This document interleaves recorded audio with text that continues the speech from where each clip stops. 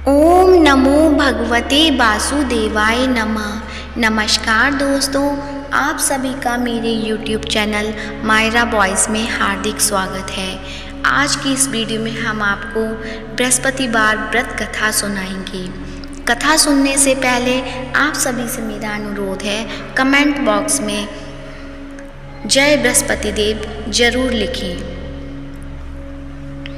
बोलो विष्णु भगवान की जय, वीर भगवान की जय। भारतवर्ष में एक प्रतापी और दानी राजा राज्य करता था। वह नित्य गरीबों और ब्राह्मणों की सहायता करता था। यह बात उसकी रानी को अच्छी नहीं लगती थी। वह ना ही गरीबों को दान देती, ना ही भगवान का पूजन करती थी और राजा को भी दान देने से मना किया करती थी। एक दिन राजा शिकार खेलने वन को गए हुए थे तो रानी महल में अकेली थी। उसी समय बृहस्पति देव साधु वेश में राजा के महल में भिक्षा के लिए गए और भिक्षा मांगी। रानी ने भिक्षा देने से इनकार किया और कहा, हे साधु महाराज, मैं तो दान पुण्य से तंग आ गई हूँ। मेरा पति सारा धन लुटाते रहते हैं। मेरी इच्छा है कि हमारा धन नष्ट हो जाए और फिर न रहेगा बांस न बजेगी बांसुरी। साधु ने कहा, देवी तुम तो बड़ी विचित्र हो। धन संतान तो सभी चाहते हैं, पुत्र और लक्ष्मी तो पापी के घर भी होनी चाहिए। यदि तुम्हारे पास अधिक धन है तो भूखों को भोजन दो, प्यासों के लिए प्याऊ बनवाओ, मुसाफिरों के लिए धर्मशालाएं खुलवाओ। जो निर्धन अपनी कुंवारी कन्याओं का विवाह नहीं कर सकते उनका विवाह करा दो। ऐसे और कई काम हैं जिनके करने से तुम्हारा यश लोक परलोक में फैलेगा। परंतु रानी पर उपदेश का कोई प्रभाव न पड़ा। वह बोली, महाराज आप मुझे कुछ न समझाएं। मैं ऐसा धन नहीं चाहती जो हर जगह बांटती फिरूं। साधु ने उत्तर दिया, यदि तुम्हारी ऐसी इच्छा है तो तथास्तु। तुम ऐसा करना कि बृहस्पतिवार को घर लीपकर पीली मिट्टी से अपना सिर धोकर स्नान करना, भट्टी चढ़ाकर कपड़े धोना। ऐसा करने से तुम्हारा सारा धन नष्ट हो जाएगा। इतना कहकर वह साधु महाराज वहाँ से अलोप हो गए। साधु के अनुसार कई बातों को पूरा करते हुए रानी को केवल 3 बृहस्पतिवार ही बीते थे कि उसकी समस्त धन संपत्ति नष्ट हो गई। भोजन के लिए राजा का परिवार तरसने लगा। तब एक दिन राजा ने रानी से बोला कि हे रानी, तुम यहीं रहो, मैं दूसरे देश को जाता हूँ, क्योंकि यहाँ पर सभी लोग मुझे जानते हैं, इसलिए मैं कोई छोटा कार्य नहीं कर सकता। ऐसा कहकर राजा परदेश चला गया। वहाँ वह जंगल से लकड़ी काट कर लाता और शहर में बेचता। इस तरह वह अपना जीवन व्यतीत करने लगा। इधर राजा के परदेश जाते ही रानी और दासी दुखी रहने लगी। एक बार जब रानी और दासी को 7 दिन तक बिना भोजन के रहना पड़ा तो रानी ने अपनी दासी से कहा, हे दासी, पास ही के नगर में मेरी बहन रहती है, वह बड़ी धनवान है, तो उसके पास जा और कुछ ले आ ताकि थोड़ी बहुत गुजर बसर हो जाए। दासी रानी की बहन के पास गई। उस दिन गुरुवार था और रानी की बहन उस समय बृहस्पतिवार के व्रत की कथा सुन रही थी। दासी ने रानी की बहन को अपनी रानी का संदेश दे दिया, लेकिन रानी की बड़ी बहन ने कोई उत्तर नहीं दिया। जब दासी को रानी की बहन से कोई उत्तर नहीं मिला तो वह बहुत दुखी हुई और क्रोध भी आया। दासी ने वापस आकर रानी को सारी बात बता दी। सुनकर रानी ने अपने भाग्य को कोसा। उधर रानी की बहन ने सोचा कि मेरी बहन की दासी आई थी, परंतु मैं उससे नहीं बोली, इससे वह बहुत दुखी हुई होगी। कथा सुनकर और पूजन समाप्त करके वह अपनी बहन के घर आई और कहने लगी, हे बहन, मैं बृहस्पतिवार का व्रत कर रही थी।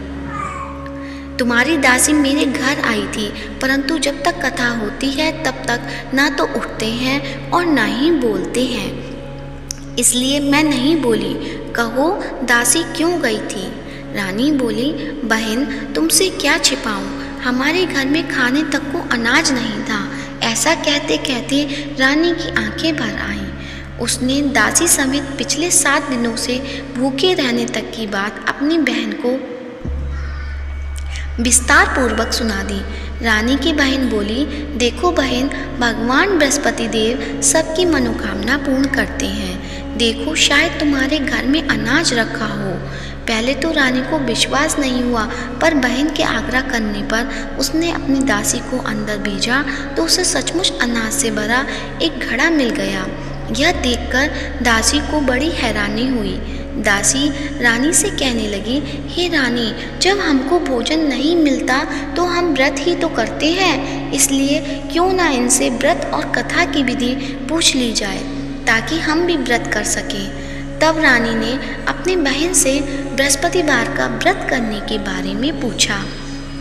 उसकी बहन ने बताया, बृहस्पतिवार के व्रत में चने की दाल और मुनक्का से विष्णु भगवान का केले की जड़ में पूजन करें तथा दीपक जलाएं, व्रत कथा सुने और पीला भोजन ही करें। इससे बृहस्पति देव प्रसन्न होते हैं। व्रत और पूजन विधि बताकर रानी की बहन अपने घर लौट आई। 7 दिन के बाद जब गुरुवार आया तो रानी और दासी ने व्रत रखा। गुड़साल में जाकर चना और गुड़ लेकर आई, फिर उससे केले की जड़ तथा विष्णु भगवान का पूजन किया। अब पीला भोजन कहाँ से आए, इस बात को लेकर दोनों बहुत दुखी थे। क्योंकि उन्होंने व्रत रखा था, इसलिए बृहस्पति देव उनसे प्रसन्न थे। इसलिए वे एक साधारण व्यक्ति का रूप धारण कर 2 थालों में सुंदर पीला भोजन दासी को दे गए। भोजन पाकर दासी प्रसन्न हुई और फिर रानी के साथ मिलकर भोजन ग्रहण किया। उसके बाद वे सभी गुरुवार को व्रत और पूजन करने लगे। बृहस्पति भगवान की कृपा से उनके पास फिर से धन संपत्ति आ गई, परंतु रानी फिर से पहले की तरह आलस्य करने लगी। तब दासी बोली, देखो रानी, तुम पहले भी इस प्रकार आलस्य करती थी। तुम्हें धन रखने में कष्ट होता है, इस कारण सभी धन नष्ट हो गया, और अब जब भगवान बृहस्पति की कृपा से धन मिला है तो तुम्हें फिर से आलस्य होता है। रानी को समझाते हुए दासी कहती है कि बड़ी मुसीबतों के बाद हमने यह धन पाया है, इसलिए हमें दान पुण्य करना चाहिए, भूखे मनुष्य को भोजन कराना चाहिए और धन को शुभ कार्यों में खर्च करना चाहिए, जिससे तुम्हारे कुल का यश बढ़ेगा, स्वर्ग की प्राप्ति होगी और पितृ प्रसन्न होंगे।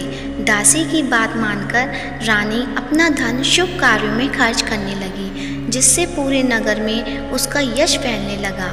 बृहस्पतिवार व्रत कथा के बाद श्रद्धा के साथ आरती की जानी चाहिए। इसके बाद प्रसाद बांटकर उसे ग्रहण करना चाहिए। एक दिन राजा दुखी होकर जंगल में एक पेड़ के नीचे आसन जमाकर बैठ गया। वह अपनी दशा को याद करके व्याकुल होने लगा। बृहस्पतिवार का दिन था। एकाएक उसने देखा कि निर्जन वन में एक साधु प्रकट हुए। वह साधु वेश में स्वयं बृहस्पति देवता थे। लकड़हारे के सामने आकर बोले, हे लकड़हारे, इस सुनसान जंगल में तू चिंता मग्न क्यों बैठा है? लकड़हारे ने दोनों हाथ जोड़कर प्रणाम किया और उत्तर दिया, महात्मा जी, आप सब कुछ जानते हैं, मैं क्या कहूँ? यह कहकर रोने लगा और साधु को अपनी आत्मकथा सुनाई। महात्मा जी ने कहा, तुम्हारी स्त्री ने बृहस्पति के दिन बृहस्पति भगवान का निरादर किया है, जिसके कारण रुष्ट होकर उन्होंने तुम्हारी यह दशा कर दी। अब तुम चिंता को दूर करके मेरे कहने पर चलो, तुम्हारे सब कष्ट दूर हो जाएंगे और भगवान पहले से भी अधिक संपत्ति देंगे। तुम बृहस्पतिवार के दिन कथा किया करो। 2 पैसे के चने मुनक्का लाकर उसका प्रसाद बनाओ और शुद्ध जल से लोटे में शक्कर मिलाकर अमृत तैयार करो। कथा के पश्चात अपने सारे परिवार और सुनने वाले प्रेमियों में अमृत व प्रसाद बांटकर आप भी ग्रहण करो। ऐसा करने से भगवान तुम्हारी सब मनोकामनाएं पूरी करेंगे। साधु के ऐसे वचन सुनकर लकड़हारा बोला, हे प्रभु, मुझे लकड़ी बेचकर इतना पैसा नहीं मिलता जिससे भोजन के उपरांत कुछ बचा सकूं। मैंने रात्रि में अपनी स्त्री को व्याकुलता देखा है।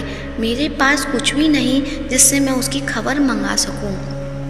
साधु ने कहा, हे लकड़हारे, तुम किसी बात की चिंता मत करो। बृहस्पति के दिन तुम रोजाना की तरह लकड़ियां लेकर शहर को जाओ। तुमको रोज से दुगना धन प्राप्त होगा, जिससे तुम भली भांति भोजन कर लोगे तथा बृहस्पति देव की पूजा का सामान भी आ जाएगा। इतना कहकर साधु अंतर ध्यान हो गए।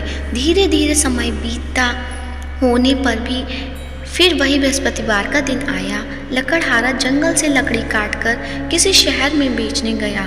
उसे उस दिन और दिन से भी अधिक पैसा मिला। राजा ने चना गुड़ आदि लाकर गुरुवार का व्रत किया। उस दिन से उसके सभी क्लेश दूर हुए। परंतु जब दोबारा गुरुवार का दिन आया तो बृहस्पतिवार का व्रत करना भूल गया। इस कारण बृहस्पति भगवान नाराज हो गए।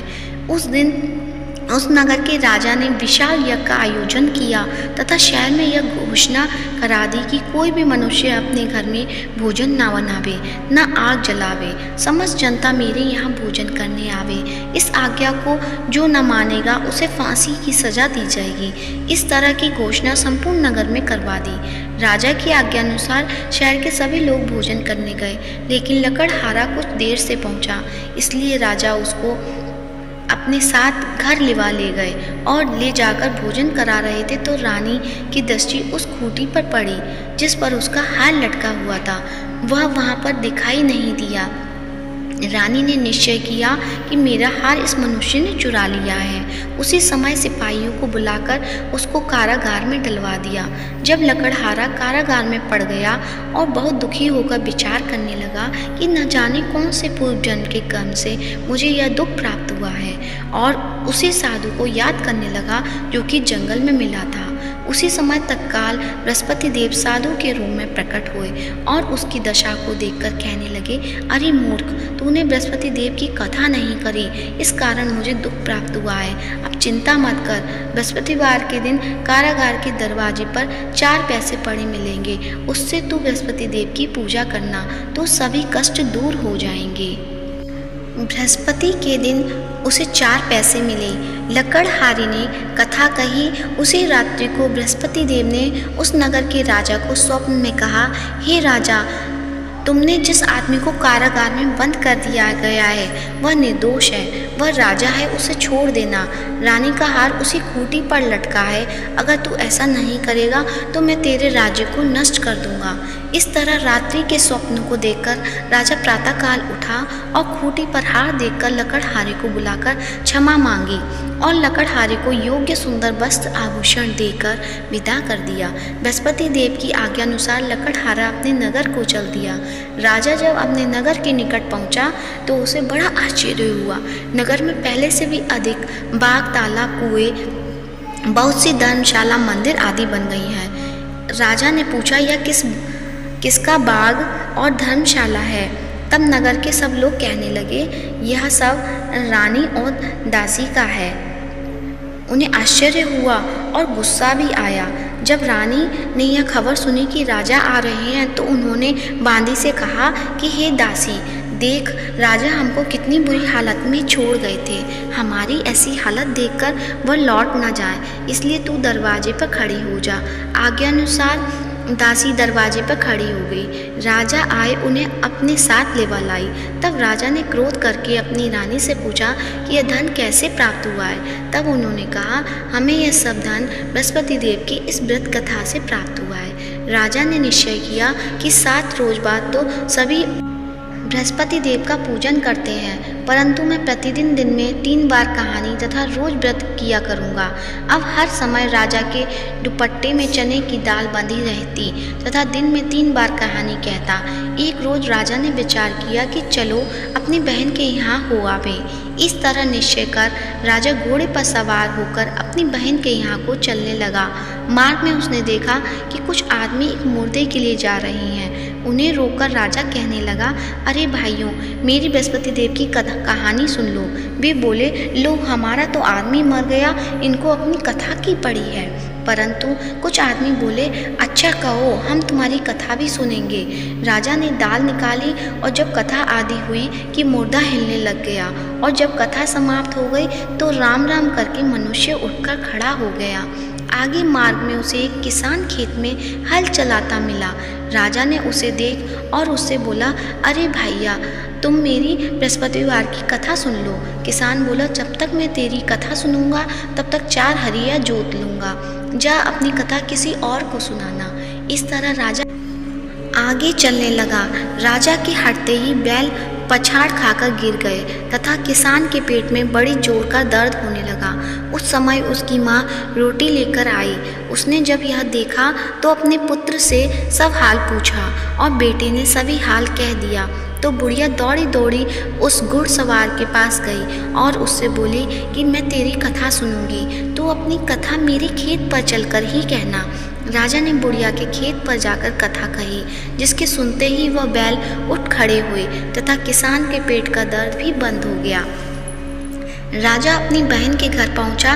बहन ने भाई की खूब मेहमानी की। दूसरे रोज प्रातःकाल राजा जगा तो वह देखने लगा कि सब लोग भोजन कर रहे हैं। राजा ने अपनी बहन से कहा, ऐसा कोई मनुष्य है जिसने भोजन नहीं किया हो? मेरी बृहस्पतिवार की कथा सुन ले। बहन बोली, हे भैया, यह देश ऐसा ही है कि पहले यहाँ लोग भोजन करते हैं, बाद में अन्य काम करते हैं। अगर कोई पड़ोस में हो तो देख आऊं। वह ऐसा कहकर देखने चली गई, परंतु उसे कोई भी ऐसा व्यक्ति नहीं मिला जिसने भोजन ना किया हो। अतः वह एक कुम्हार के घर गई जिसका लड़का बीमार था। उसे मालूम हुआ कि उसके यहाँ 3 रोज से किसी ने भोजन नहीं किया है। रानी ने अपने भाई की कथा सुनने के लिए कुम्हार से कहा। वह तैयार हो गया। राजा ने जाकर बृहस्पतिवार की कथा कही, जिसको सुनकर उसका लड़का ठीक हो गया। अब तो राजा की प्रशंसा होने लगी। एक रोज राजा ने अपनी बहन से कहा कि हे बहन, हम अपने घर जाएंगे, तुम भी तैयार हो जाओ। राजा की बहन ने अपनी सास से कहा। सास ने कहा, हाँ चली जा, परंतु अपने लड़के को मत ले जाना, तेरे भाई की कोई औलाद नहीं है।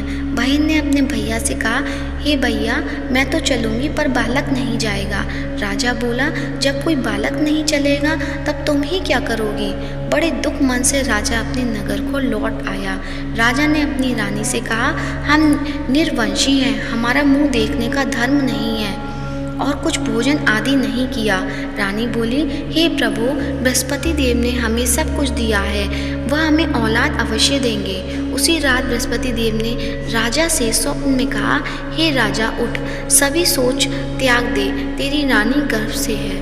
राजा की यह बात सुनकर बड़ी खुशी हुई। 9वें महीने में उसके गर्भ से एक सुंदर पुत्र पैदा हुआ। तब राजा बोला, हे रानी, स्त्री बिना भोजन के रह सकती है पर बिना कहे नहीं रह सकती। जब मेरी बहन आवे तुम उससे कुछ कहना मत। रानी ने सुनकर हाँ कर दिया। जब राजा की बहन ने यह शुभ समाचार सुना तो वह खुश हुई तथा बधाई लेकर अपने भाई के यहाँ आई। तभी रानी ने कहा, घोड़ा चढ़कर तो नहीं आई, गधा चढ़ी आई। राजा की बहन बोली, भाभी, मैं इस प्रकार न कहती तो तुम्हें औलाद कैसे मिलती? बृहस्पति देव ऐसे ही हैं, जैसे जिसके मन में कामना है सभी को पूर्ण करते हैं। जो सद्भावना पूर्वक बृहस्पतिवार का व्रत करता है और कथा पढ़ता है अथवा सुनता है, दूसरों को सुनाता है, बृहस्पति देव उसकी सभी मनोकामना पूर्ण करते हैं। भगवान बृहस्पति देव उसकी सदैव रक्षा करते हैं। संसार में जो मनुष्य सद्भावना पूर्वक से भगवान जी का पूजन व्रत सच्चे हृदय से करते हैं, उनकी सभी मनोकामनाएं पूर्ण करते हैं। जो सच्ची भावना से रानी और राजा ने उनकी कथा का गुणगान किया तो उनकी सभी इच्छाएं बृहस्पति देव जी ने पूर्ण की थी। इसलिए पूर्ण कथा सुनने के बाद प्रसाद लेकर जाना चाहिए। हृदय से उनका मनन करते हुए जयकारा बोलना चाहिए। बोलो बृहस्पति देव की जय, भगवान विष्णु की जय। तो आइए अब सुनते हैं बृहस्पति देव की आरती। ओम जय बृहस्पति देवा, स्वामी जय बृहस्पति देवा। छिन छिन भोग लगाऊं, कदली फल मेवा। ओम जय बृहस्पति देवा, ओम जय बृहस्पति देवा। तुम पूर्ण परमात्मा, तुम अंतर्यामी, जगत पिता जगदीश्वर तुम सबके स्वामी, ओम जय बृहस्पति देवा। चरणामृत निज निर्मल सब पातक हरता, स्वामी सब पातक हरता। सकल मनोरथ दायक कृपा करो भरता, ओम जय बृहस्पति देवा। तन मन धन अर्पण कर जो जन शरण पड़े, स्वामी जो जन शरण पड़े। प्रभु प्रकट तब होकर आकर द्वारी खड़े, ओम जय बृहस्पति देवा। दीन दयाल दयानिधि भक्तन हितकारी, पाप दोष सब हरता भव बंधन हारी, ओम जय बृहस्पति देवा। सकल मनोरथ दाय सब संशय हारो, स्वामी सब संशय हारो। विषय विकार मिटाओ संतन सुखकारी, ओम जय बृहस्पति देवा। जो कोई आरती तेरी प्रेम सहित गावे, स्वामी भक्त सहित गावे। जेठानंद वंद सो निश्चय छुट जावे, ओम जय बृहस्पति देवा। स्वामी जय बृहस्पति देवा, स्वामी जय बृहस्पति देवा। सब बोलो विष्णु भगवान की जय हो। प्रेम से बोलो बृहस्पति देव भगवान की जय हो। यदि आज की वीडियो पसंद आई हो तो वीडियो को लाइक करें, शेयर करें, कमेंट करें और कमेंट बॉक्स में विष्णु भगवान की जय हो या जगत के पालनहार की जय हो अवश्य लिखें। और साथ ही मायरा बॉयज़ चैनल को सब्सक्राइब करें और हमारे